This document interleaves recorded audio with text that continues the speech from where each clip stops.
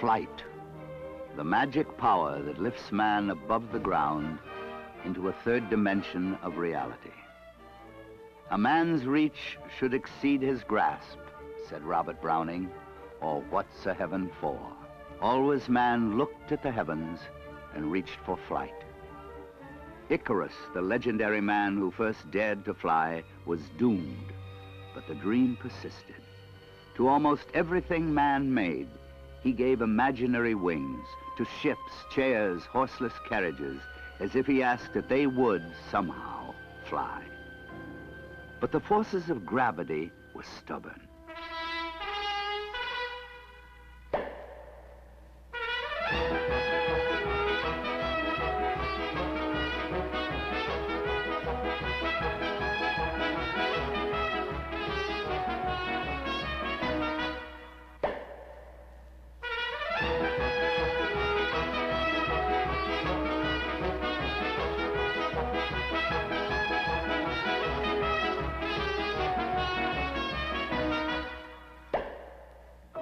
An early success was reported by Alexander Graham Bell in 1896. I witnessed, he said, a remarkable experiment with Professor Langley's aerodrome on the Potomac River. It resembled an enormous bird soaring in the air. When the steam gave out, the propellers which had moved it stopped, and the whole, instead of tumbling down, settled as slowly and as gracefully as it is possible for any bird to do.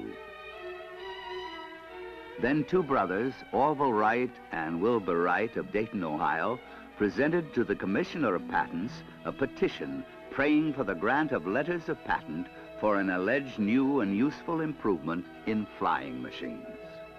In December 1903, they telegraphed home to report success. 4 flights Thursday morning, all against 21-mile wind, started from level with engine power alone. Average speed through air, 31 miles, informed press, home for Christmas. Nothing, wrote John Dos Passos, can blur the memory of the chilly December day 2 shivering bicycle mechanics from Dayton, Ohio, first felt their homemade contraption whittled out of hickory sticks, gummed together with Einstein's bicycle cement, stretched with muslin they'd sewn on their sister's sewing machine, soar into the air above the dunes and the wide beach at Kitty Hawk. 20 years before that flight at Kitty Hawk, a Frenchman, Louis Mouillard, predicted, when the first fear has been conquered, when the horror of empty space has been mastered through familiarity with it, intelligent man, after having reproduced all the gaits of the bird, will want to improve upon them. And he did. And a vast love affair developed between man and his flying machine.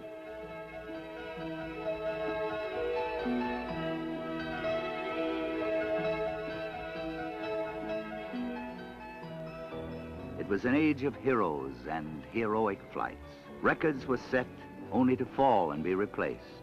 Records for speed, altitude, distance. Greatest of all, the record flight made by a young American in 1927. Paris, May 26, 10 o'clock struck. A sort of shiver went through the crowd. All of a sudden, the thousands were electrified by the sound of a motor. And turning, we saw, just as if thrown on a silver screen, a white-gray monoplane 20 feet from the ground, and softly settling, a new age was born. A bird, Leonardo da Vinci observed, is an instrument working according to mathematical law, which instrument it is within the capacity of man to reproduce with all its movements.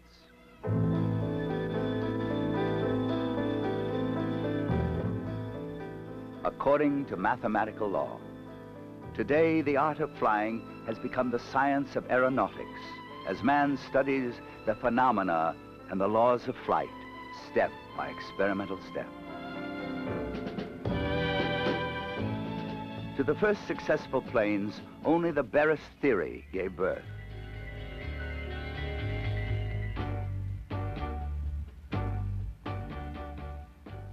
In just a few years, aeronautics moved to flight at supersonic speeds as research planes touched the dark edge of space. Test in progress. A flashing red warning light. A massive wind generator begins to turn.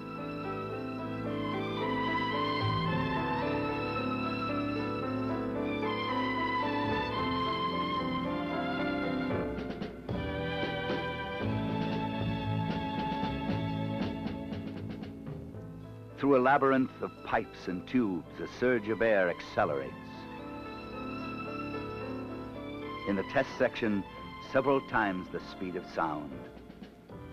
Instruments sense the reactions. Forces, pressures, dynamics, temperatures, torrents of data. Computers store airplane designs as mathematical models, displayed on demand in various attitudes.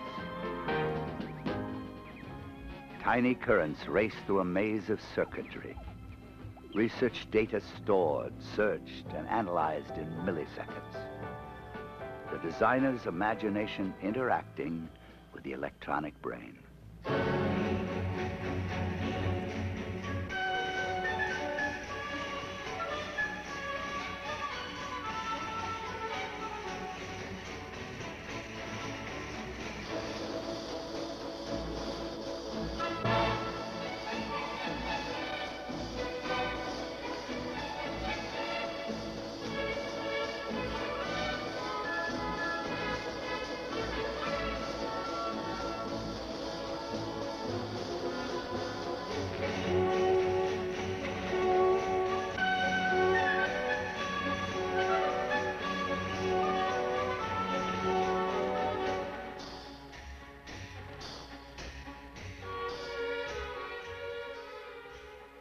In the creative dialogue between man and machine, successive steps are recorded by computer-directed plotting machines.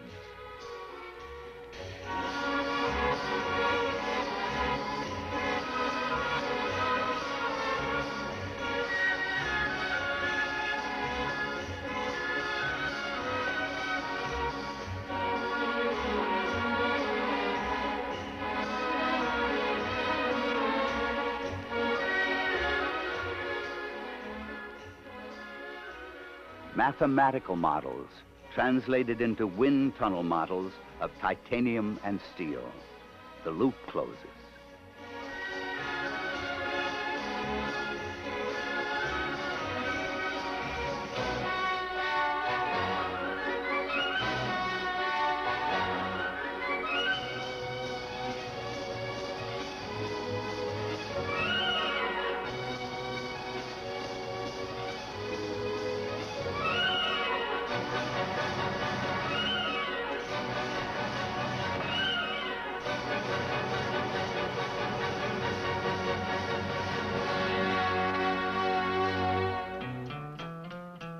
As a concept matures, research aircraft add flight experience and verify the design, the interaction of parts, during all phases of flight. The optimum compromise is the mature design.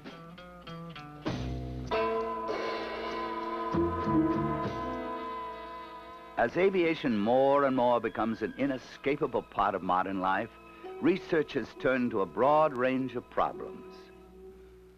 How to reduce jet engine noise. How to make runways safer. The turbulent wakes left in the sky by large planes. How to build stronger and safer airplanes. Shock waves and the sonic boom. Flight experience remains crucial. In various test programs, airplanes of many kinds are used to verify and improve design concepts. As our cities grow and expand, it becomes ever more difficult to get from place to place. In actual flight and in tests, concepts for short and vertical takeoff and landing are developed. Such airplanes may link downtown to downtown, city to airport, and town to country. Continent to continent, research programs investigate flight at ever greater speeds, ever higher altitudes. New York to Paris in 2 hours. New York to Tokyo in 6. Quieter, safer, and more efficient as time and distance shrink. Only a few decades since Kitty Hawk. The airplanes of tomorrow fly in wind tunnels today at 6, 8, 10 times the speed of sound. More and more people fly, more often, in more planes, to more places, millions today, tens of millions tomorrow. The greatest migration in history. The future of aviation, will it bring more crowding, pollution, noise, or will it bring us closer together into the family of man? Computers and wind tunnels, circuits and switches, dials and gauges, new tools for research, and man the designer looking into the future. Research today is solving tomorrow's problems to fulfill the promise of flight, a new freedom for man. A man's reach should exceed his grasp. The long, impossible dream to cross the threshold of space has become reality.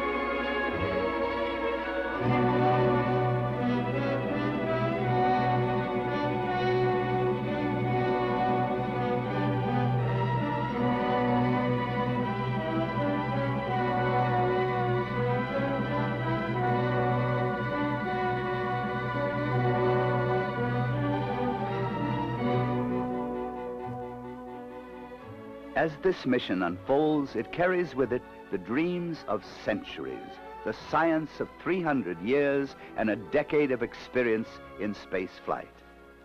Sputnik, the first satellite. Then man himself, Yuri Gagarin, Alan Shepard, John Glenn, Valentina Tereshkova, a woman in space. Man walks in space. The intricate ballet of rendezvous and docking. Space, a new field for science. Sensors pointed at the Earth, the sun, and the stars. Weather surveillance, communications, agriculture, Earth resources, and many other fields benefit from satellite research. Before man went to the moon, unmanned spacecraft made the voyage. Luna and Lunik, Ranger and Surveyor, camera shutters clicking from lunar orbiters to map the moon and select landing sites.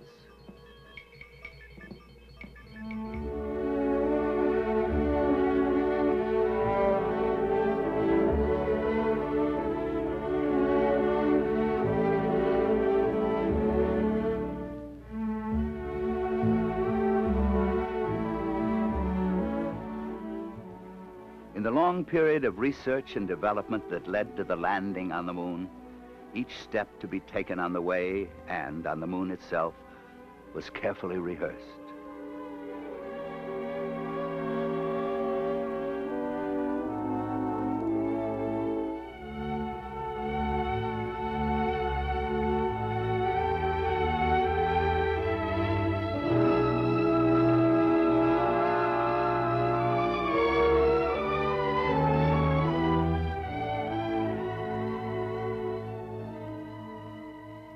Here, men from the planet Earth first set foot upon the moon, July 1969 AD. It was a small step, a giant leap. They came in peace for all mankind.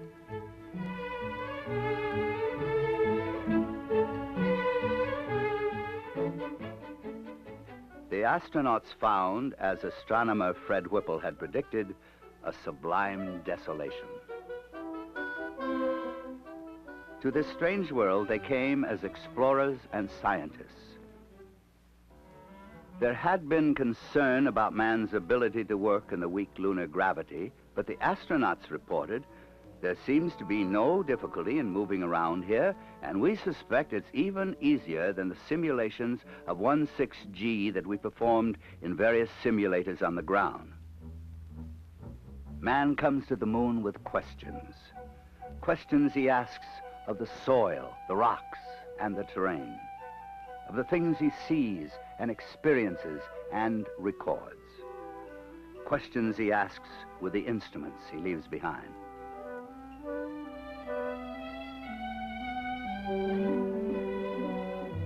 Information radioed back to Earth may answer age-old questions.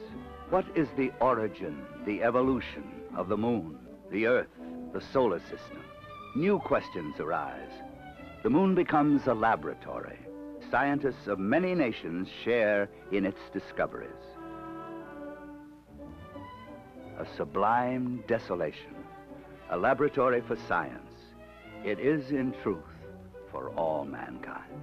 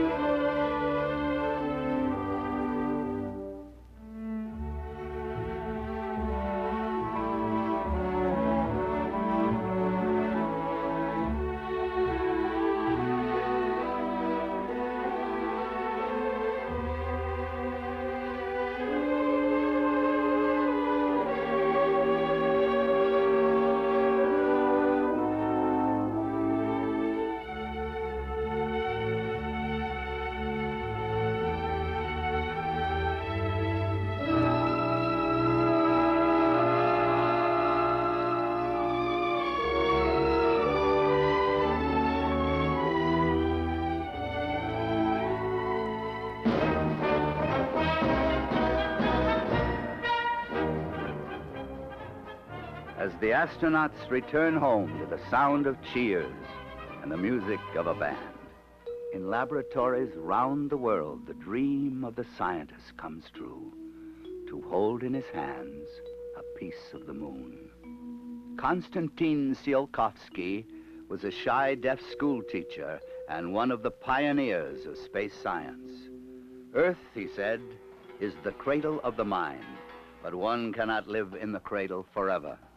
To leave the cradle, new and more efficient concepts of spaceflight are being developed. A space shuttle system, spacecraft which will operate in space and in the atmosphere, return to Earth to land on runways and be used again. Space stations will be scientific outposts in Earth orbit, platforms for instruments to survey the Earth and observe the heavens, and laboratories for the space technology of tomorrow. Teams of scientists and engineers will live and work here for long periods of time. Looking at the heavens, man asks the age-old question, is anyone there? The reason for going to Mars really is to get on the surface of the planet, right? We're interested in how the planet was formed, where it came from in the first place, what is the physical environment of the planet, and of course the biological. And is there life on the planet? Does the planet tell us anything about where, how, when did life begin? The voices of scientists, geologists, meteorologists, biologists, mapping the exploration of another planet with Project Viking. An unmanned space probe landing on Mars, a robot laboratory to conduct experiments and look for life. When you think about how to look for life, you do what every human being does who's ever been alone on a desert. The first thing he does, he opens his eyes and he looks around, and he looks, he looks with the experience that he's had for the length of his life. He tries to see if there's a shrub or a bush or a rat hole or something to give him some credibility to it. How about red grass? But there's red grass on Earth. That's no challenge. Okay. The life detection experiment, it's really 4 experiments. And because life is such a complicated process, the more criteria of biological activity we can look for, the more likely we are to find it. For example, there's the experiment that deals with photosynthesis, where you actually inject some carbon dioxide and see whether the carbon dioxide is picked up by the sunlight. But when people are introduced into an experiment, they're so simple. But think of the difficulty replacing the human in trying to make a robot, a machine that goes someplace and does something for us. We're taking what are very simple laboratory routines, and we have to do all of this in a completely automated mode. But the thing that really turns me on is the idea that there might be a separate and distinct origin of life on Mars. If you really had it happen twice in this tiny little sun solar system that we have, why, the universe must be teeming with life. And if that's true, who are we to say that we're the smart ones? We may be somewhere in the middle. One is always in the middle of some curve. It's like the days of the Vikings, the real Vikings. It's an exploratory program, and new questions always produce more new questions, and this is how you learn. And beyond this tiny little sun solar system, islands floating in the great void, is anyone there? Nebulae, clusters, galaxies, farther and farther. But where man has never been, and may in fact never go, his mind has already reached out to ask questions. Digital computers spin out data, gravitation, velocity, energy, mass, the life cycles of universes compressed into minutes. As man looks outward into the darkness of space and finds the light of new knowledge, he sees and begins to understand himself. Archibald MacLeish comments, "To see the earth as it truly is, small and blue and beautiful, in that eternal silence where it floats, is to see ourselves as riders on the earth together, brothers on that bright loveliness in the eternal cold, brothers who know now that they are truly brothers."